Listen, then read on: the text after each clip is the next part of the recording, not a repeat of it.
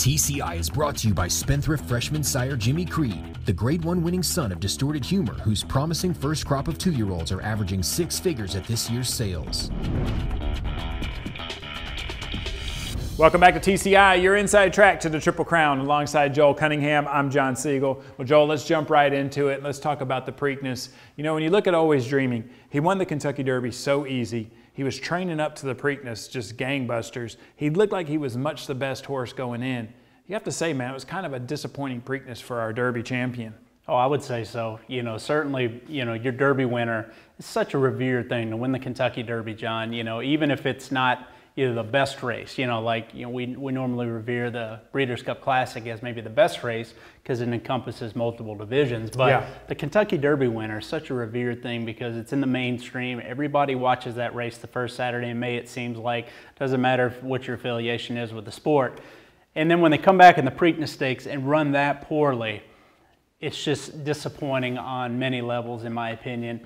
And certainly that is the main storyline for this Preakness for me, is how poorly he ran. I do think he had a couple excuses still.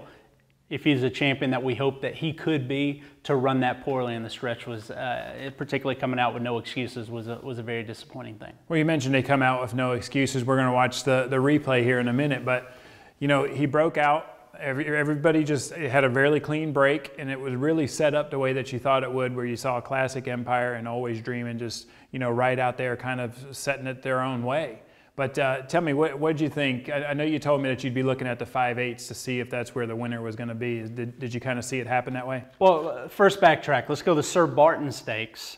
You know, the first, or the last dirt race, I should say, before the Preakness. Now, they were in the Dixie on the turf, kind of like Derby Day. And when rain was a factor, you try to pay attention to how that racetrack, you know, is playing. You know, it was drying out in the afternoon. And in that Sir Barton, in my opinion, it was clear to me that speed was not holding at Pimlico like it typically, you know, does.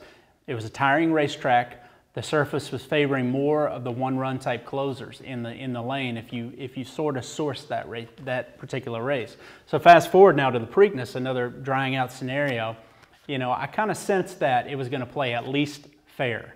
And when I saw Classic Empire aggressively go after Always Dreaming out of the gate into that first turn, it was sort of setting up the way that I thought it could set up. Even Conquest Mo Money, you know, really sitting in stocking position, that didn't surprise me at all. Those two horses, top quality colts, going at it down the backside, John, that's a taxing type thing from just a pressure standpoint. I mean, forget about the tempo, but if the track's playing tiring, particularly the inside, I did not think is where you wanted to be. I think you wanted to make a late run down the middle of the track, down the crown of the track, as opposed to down on the inside. I did not think was very good based on the Sir Barton results. And again, you're discerning from a very small sample size here, but that was my read on it. So yeah, you're right. From the 5/8 pole, once those two engaged, I really thought that could be a scenario. From the 5/8 pole to the quarter pole, I felt where it was really going to be telling in terms of, you know, could Always Dreaming, you know, put Classic Empire away, vice versa, which that surprised me, the fact that Classic Empire was able to spit Always Dreaming out and kick on. But more importantly, would the two hurt each other enough early on in that middle stage of the race to set it up for a horse making one run and spoil it at the end? And that's what we saw. Well, let's take a look at the replay here, and we'll pick it up at the top of the stretch. And like you said, this is where we saw he's already spit Always Dreaming out. You take it from here. Yeah, Always Dreaming here has got no run here. And Classic Empire turns for home, and what a redemption race from him. He shows it to me. He's the top colt in this crop, John. Reinforces that he's back into his top form despite all the issues. But here comes Cloud Computing, who Chad Brown puts in this race. A horse eligible for a non-winner one allowance race. Fresh, developing, you know, was sort of fast track to the Kentucky Derby in terms of him, you know, breaking his maiden and then running right into the Gotham a couple weeks later. He impressed us that day. He got on the TCI top 10. The Wood Memorial, the track was favoring speed more that day, and he wasn't able to put in that one run. It was a little too much too quick. But 6 weeks now since the Wood Memorial, he came out of that race. He obviously was training fantastic. Enough for Chad Brown, who's a conservative trainer, doesn't normally, you know, throw horses to the wolves.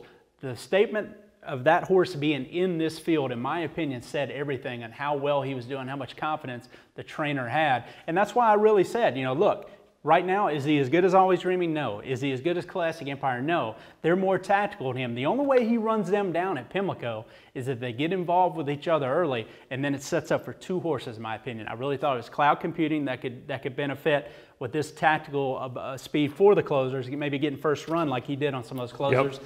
And the Gunnevera, a horse that was along the inside, and they said he bled in the race, John. And again, you know, he could be a tired racehorse. I thought he looked like he was spinning his wheels a little bit on the inside. Gunnevera did. Still ran a respectable fifth in here. Yeah, he really did. I mean, I thought you could see a clear strategy. Mike kind of had him closer than what he's been in the past. Usually they fall out of the gate and just let him, you know, kind of stay way in the back. I was a little surprised by that. They kind of kept him up there a little bit, and I think maybe, you know, that was just a different style for him. But look, in these classics, this is what happens. Horses kind of get taken out of some of their elements, and they try to make them do things a little bit different. I mean, personally, I thought that maybe he went a little bit early on Classic Empire, but it's hard to, you know, armchair a quarterback from here and say, hey, you know, maybe you should have looked at Always Dreaming and said, look, he wasn't firing, it wasn't his day, save a little bit, and then you win by a head instead of lose. I think Julian was surprised at how quick he was able to take Always Dreaming, to be honest with you. And really, it was sort of like the Breeders' Cup Juvenile, in my opinion, where he stalked, you know, the early pace, was able to open up in the stretch, and then that day he had to hold off Not This Time, who was really making a run at him.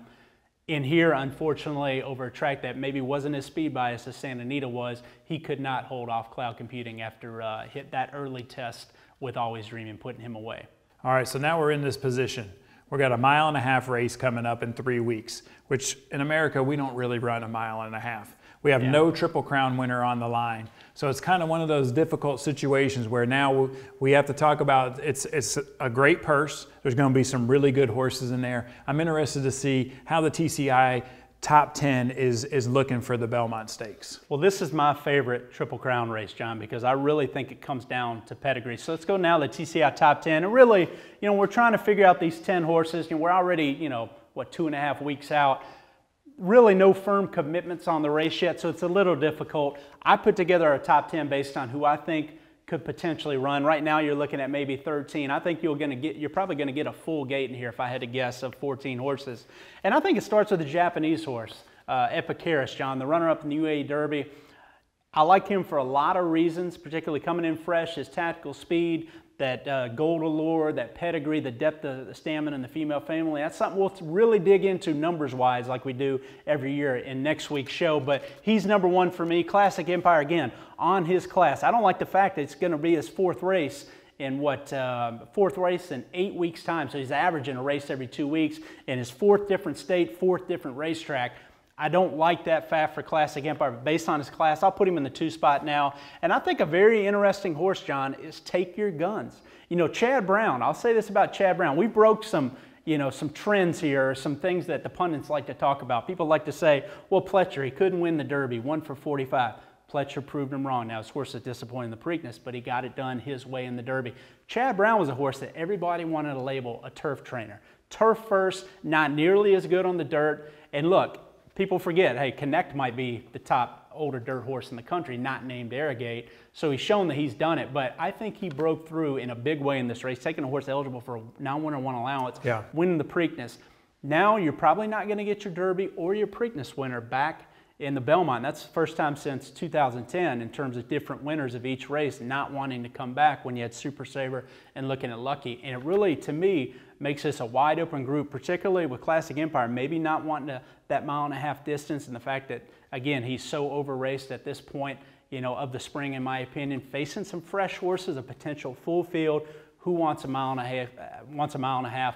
I think Chad Brown's other horse, who is subsequently also eligible for a non-winner one allowance, I think he could be a horse that's very interesting in this, but we'll get into the pedigree aspect next week. Yeah, and there's another horse I want to mention because I see the Japanese bred in there. There's another Japanese horse that ran really well on Preakness Day. It was on a turf race. Yep. But there's some rumors that maybe they might be considering the Belmont, and that's Windstar's horse. I think his name's Yoshida. Yoshida, absolutely. That was a really impressive win that he had. It'd be interesting to see if they kind of consider, hey, let's see what he does on the dirt. You know, he's by Heart's Cry, and they're both sons of Sunday Silence. When you talk about Preakness being by, you know, Gold Allure, Yoshida being by Heart's Cry, you know, Heart's Cry is more of a turf-oriented sire. It's in the female family from that Sunday Silence, and it's more in the female family of Heart's Cry. And I think probably that's why you're going to see Yoshida continue on in the turf. However, he's got a terrific stamina number based on that Sunday Silence paternal line.